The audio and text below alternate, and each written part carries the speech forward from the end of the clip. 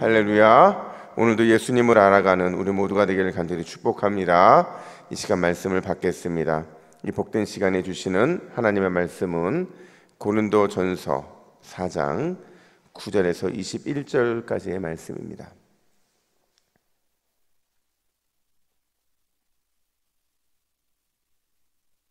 신약성경 267면 고린도전서 4장 9절부터 21절 예수님을 본받아 라는 제목으로 말씀을 받겠습니다. 우리 9절부터 우리 마지막 21절까지 함께 교독해 읽겠습니다. 내가 생각하건대 하나님이 사도인 우리를 죽이기로 작정된 자같이 끄트머리에 두셨음에 우리는 세계 곧 천사와 사람에게 구경거리가 되었노라. 우리는 그리스도 때문에 어리석으나 너희는 그리스도 안에서 지혜롭고 우리는 약하나 너희는 강하고 너희는 존귀하나 우리는 비천하여 바로 이 시각까지 우리가 줄이고 목마르며 헐벗고 매맞으며 정처가 없고 또 수고하여 친히 손으로 일을 하며 모욕을 당한즉 축복하고 박해를 받은즉 참고 비방을 받은즉 권면하니 우리가 지금까지 세상의 더러운 것과 만물의 찌꺼기 같이 되었도다. 내가 너희를 부끄럽게 하려고 이것을 쓰는 것이 아니라 오직 너희를 내 사랑하는 자녀같이 권하려 하는 것이라.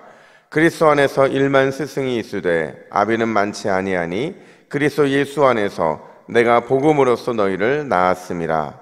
그러므로 내가 너희에게 권하노니 너희는 나를 본받는 자가 되라. 이로 말미암아 내가 주 안에서 내 사랑하고 신실한 아들 디모데를 너희에게 보내었으니 그가 너희로 하여금 그리스도 예수 안에서 나의 행사 곧 내가 각처 각 교회에서 가르치는 것을 생각나게 하리라.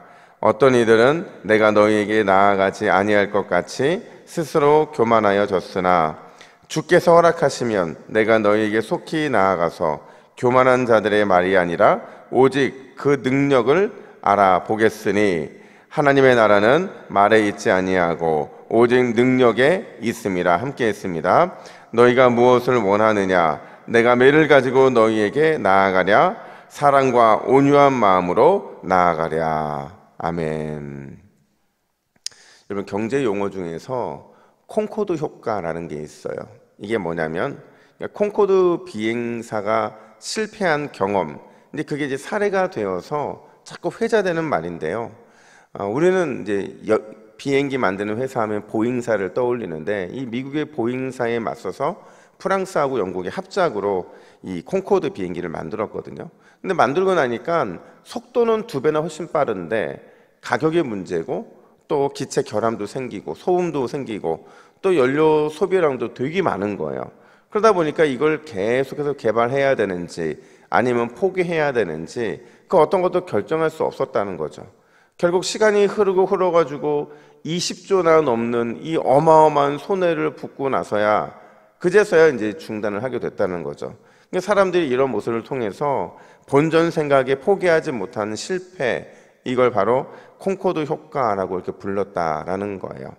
여러분, 교회 사역에 있어서 어쩌면 가장 위험한 것 중에 하나가, 이거는 뭐 목회자도 그렇게 될 수가 있고 성도도 다 그렇게 될 수 있지만 가장 위험한 것 중에 하나가 뭐냐면 바로 본전 생각이라는 겁니다. 그러니까 본전 생각을 다른 말로 바꿔 말하면 기득권이라고 말할 수가 있거든요. 그러니까 기득권을 가지고 마치 교회의 주인인 것처럼, 마치 교회에 자신만의 지분이 있는 것처럼 우리가 그렇게 생각하고 행동하는 경우 늘 교회에 문제가 되기 쉽다라는 거죠. 이게 고린도 교회가 바로 그랬다는 거예요. 그러니까 주일에 제가 고린도 교회의 모습을 한 단어로 이렇게 표현을 했어요. 그들이 왕이 되었다. 그래서 8절 상반절을 보니까 이렇게 말합니다. 우리 8절 상반절을 다시 한번 읽어보겠습니다. 시작. 너희가 이미 배부르며 이미 풍성하며 우리 없이도 왕이 되었도다. 이게 무슨 얘기냐면 바울이 분명히 그 교회에 가장 많은 지분을 가지고 있는 사람이었거든요. 바울이 가장 그 교회, 고린도 교회를 향해서 갖고 있는 나름대로의 지분이 있었던 사람이었던 거죠. 근데 본인이 개척하고 이제 떠나자 그거에 수많은 왕들이 나타나서 교회의 주인이 된 것처럼 행동하고 마치 그 모습이 왕이 된 것처럼 그렇게 보이는 성도들이 너무 많아졌다는 겁니다. 그런 그들을 향해서 오늘 본문에서 바울은 두 가지를 조심하라고 말을 하고 있는데, 이 두 가지의 모습이 우리에게 어떻게 살아야 되는지에 대한 하나의 비전을 제시해 주는 겁니다. 첫 번째가 뭐냐면 가장 비천한 모습으로 살아가야 한다, 이렇게 말을 하고 있어요. 그러니까 바울은요, 앞서 언급한 왕이 된 고린도 교회의 모습하고 자신을 이렇게 비교하는데, 우리 10절부터 13절 말씀을 같이 읽겠습니다. 시작.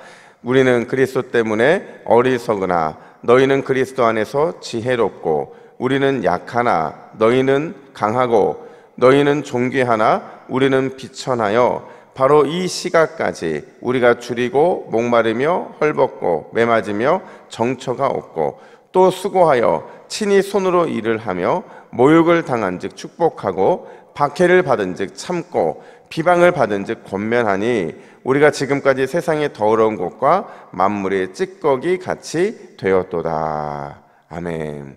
다시 한번 보세요. 화면을 보시면 바울이 좋은 단어들은 다 누굴 향해 쓰고 있는 줄 아세요? 고린도 교회를 향해 쓰고 있어요. 그러면 나쁜 단어, 하기 싫은 단어, 이 비참한 단어, 이건 다 누굴 향해 쓰고 있냐면 바울 자신을 향해 쓰고 있더라는 거죠. 그러니까 이런 비교를 통해 바울이 말하고 싶은 건 뭐냐면, 진짜 그리스도인의 삶은 어떤 삶이냐, 가장 비천한 삶이 되어야 한다, 이렇게 말을 하고 있다는 거예요. 여러분, 우리가 여기서 말하는 이 비천한 삶이라는 게요, 청승맞은 비천함이 있잖아요. 있어도 못 누리고 해야 됨에도 안 하는 이런 청승맞은 비참함이 아니라, 오직 그리스도를 위해서, 그리스도의 몸된 교회를 섬기기 위해서 그냥 자신의 그 모습을 내려놓는 겁니다. 그러면서 가장 비참한 삶이 내 앞에 주어진다 할지라도 두려워하지 말아야 한다, 그걸 바울이 얘기하고 있는 거예요. 여러분, 바울이라고 마냥 좋지는 않았을 거예요. 제가 서두에도 말씀드린 것처럼 바울은 그만큼의 기득권이 있었거든요. 그러니까 자신의 스승임을 자처할 수도 있고, 그리고 얼마든지 떵떵거리면서 교회 안에서 큰 소리 칠 수 있었어요. 왜냐하면 내가 교회를 설립했기 때문에 그런 거죠. 근데 바울은 그렇게 하지 않았잖아요.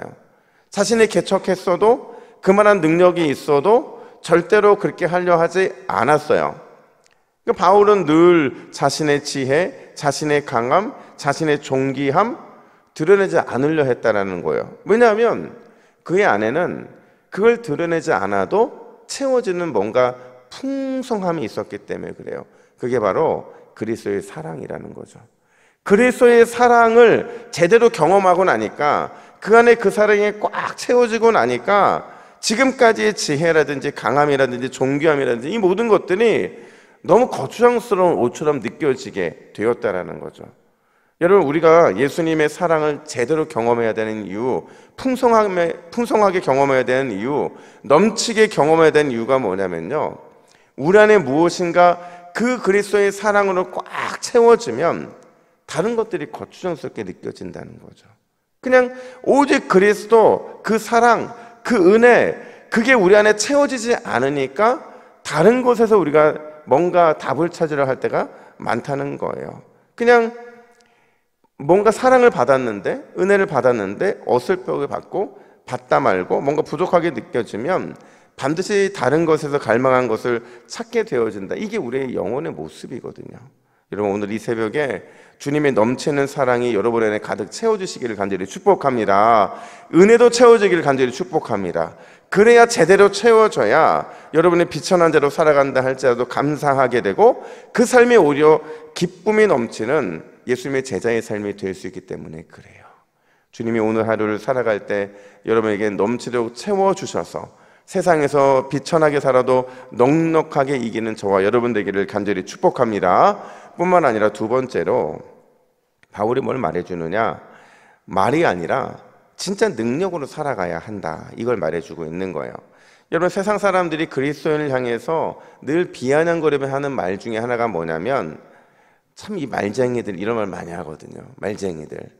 그러니까 저도 예전에 이제 신학교 다닐 때, 그때는 정말 막 성경 많이 읽고 막 그러다 보니까 뭔가 이렇게 막 아는 게 많은 것처럼 느껴졌거든요. 그러니까 뭔가 토론할 거리가 생기고 뭔가 할 일이 생기면 진짜 말쟁이 같이 생겼다는 생각, 그렇게 살았다는 생각이 들더라고요. 그러니까 말만 번지르하고 그렇게 살아가는 저의 모습을 바라보지 못하고 그냥 그렇게 살아가는 모습들을 제 스스로 깨닫게 되는 거죠. 고린도 교회도 그랬다는 거예요. 잘하는 것, 잘 사는 것처럼 또 다 옳은 것처럼 늘 그렇게 하고 살았던 게 고린도 교회였는데 바울이 보니까 실제로 그렇지 않더라는 거죠. 싸움과 분열이라 하고는 이 상황이 벌어지니까 그들이 진짜 모습이 드러나게 되는데 그 태도를 바로 18절에서는 바울이 교만이라는 단어로 설명을 하고 있습니다. 이 교만이라는 단어로 그들을 책망하고 그러면서 뭐라고 힘줘 말을 하냐면 우리 20절 말씀을 같이 읽습니다. 20절입니다. 시작. 하나님의 나라는 말에 있지 아니하고 오직 능력에 있음이라. 아멘. 다시 한번 읽어볼까요? 20절입니다. 시작. 하나님의 나라는 말에 있지 아니하고 오직 능력에 있음이라. 아멘. 여러분, 하나님의 나라의 그 가치가 어디에 있대요? 능력에 있다 말을 하고 있는 거죠. 그러니까 말로 살아가는 건 성숙하지 않다는 거예요. 말로 사는 건 하나님 나라의 백성의 삶이 아닐 수 있다라는 겁니다.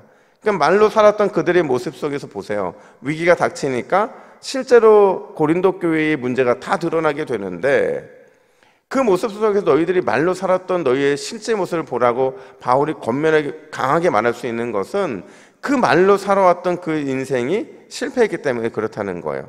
그럼 어떻게 사는 게 하나님 나라 백성다운 삶의 모습이냐? 오직 영적인 능력, 그러니까 삶에서 예수님의 온유함과 겸손함과 또 고난도 능히 이기는 그 믿음, 그것만이 참된 성숙이라고 이렇게 바울은 말하고 있는 거죠. 얼마 전에요, 요만한 것 같아요. 요만한 바퀴벌레가 집에 들어왔어요. 그러니까 뭐 이만한 바퀴벌레 들어온 저희 집은 다 여자잖아요.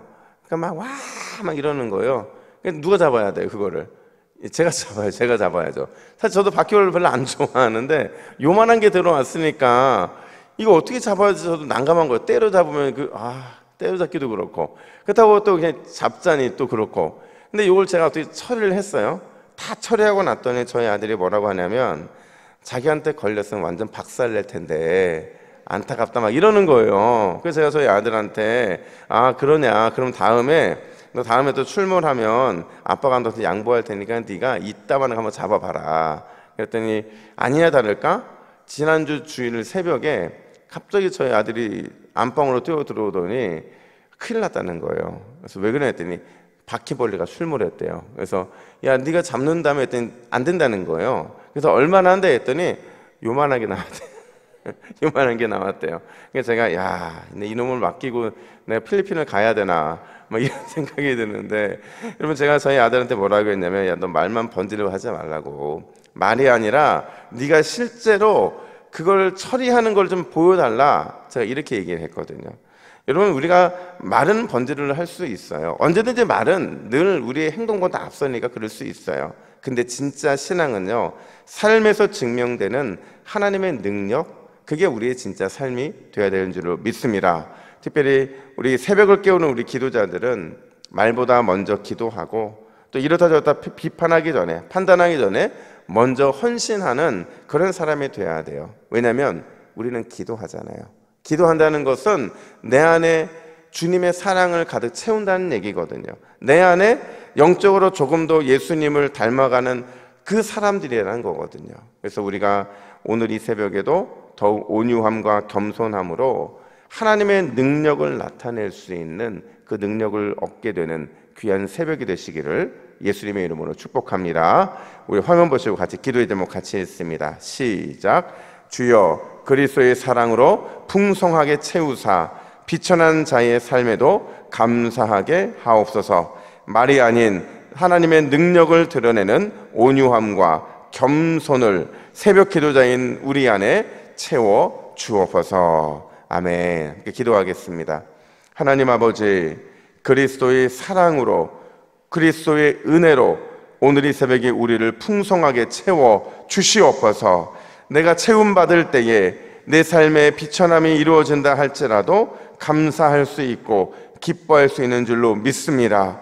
내 안에 그리스도의 사랑과 은혜가 가득 채워지므로 날마다 내 삶의 온유함과 겸손함, 그 은혜의 모습이 하나님의 능력으로 나타날 수 있도록 인도하여 주시옵소서. 감사드리며 예수님의 이름으로 기도하옵나이다. 아멘.